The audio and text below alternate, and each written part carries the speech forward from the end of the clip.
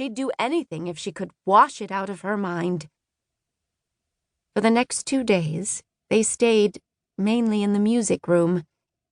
After Rosalind broke the rules and accidentally saw Papa, she had been following Flora's orders to the letter, which meant staying away from the sick room and keeping Gus out of trouble. But they were so thirsty. There was nothing left in the house to drink. Dr. Morris said that cholera spread through the water, and Flora had them put bowls outside to collect rain, but they'd already drunk what little they had. They'd opened the vegetables that had been put up for the winter and drunk the water from the jars of peas and asparagus. They even drank the vinegar from the pickled onions and cucumbers. Now there was nothing left in the entire house to drink.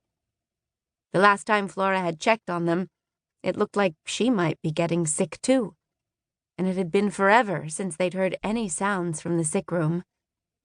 If Flora was sick, someone else needed to go take care of her and Mama. "Rosalind, I'm thirsty," Gus said, curled on the sofa, his voice scratchy. She was too, but complaining wasn't going to make things better, and someone had to check on Mama. Rosalind opened the door of the music room and crept down the hallway toward the sick room. She'd been warned repeatedly to stay away, but she didn't know what else to do. She and Gus would die of thirst if they kept waiting for Flora, and no one lived nearby to ask for help.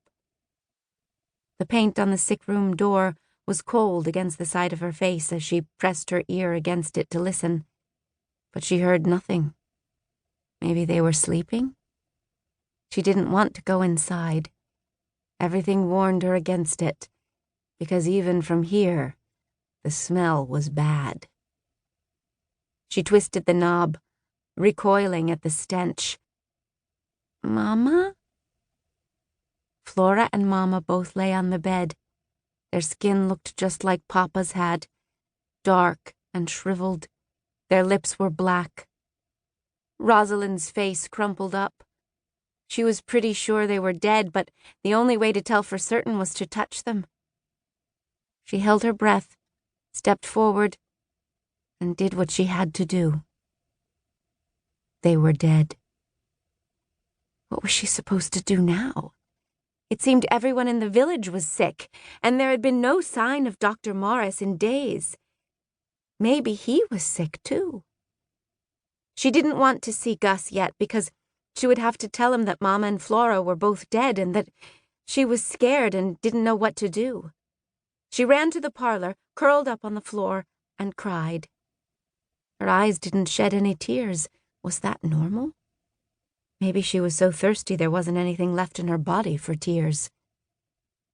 They would have to go to Grandpa Werner's house. He lived 2 miles away, but maybe people there weren't sick and he would have something to drink. Gus wasn't in the music room when she returned. He wasn't in the kitchen or dining room either. "Gus?" Her voice echoed in the house, and there was no answer. A horrible thought struck her, and she ran for the back door. He was in the yard, kneeling in front of the pump and gulping from the jets of water. She knocked him away from the pump. "You can't drink that!" Gus started to cry, but he didn't have any tears left either. Every cell in her body longed to fall to her knees and catch the trickle of water still dribbling from the pump, but she didn't want to turn sick and shriveled like the others. "We have to walk to Grandpa's house," she said. "Maybe there will be something to drink there." "I'm too tired." His white blonde hair, so like her own, tumbled into his face, but she could still see the exhaustion in his eyes. "It doesn't matter. Get up. We have to go." If Gus went back inside, he might see Mama and Flora, and that would be awful.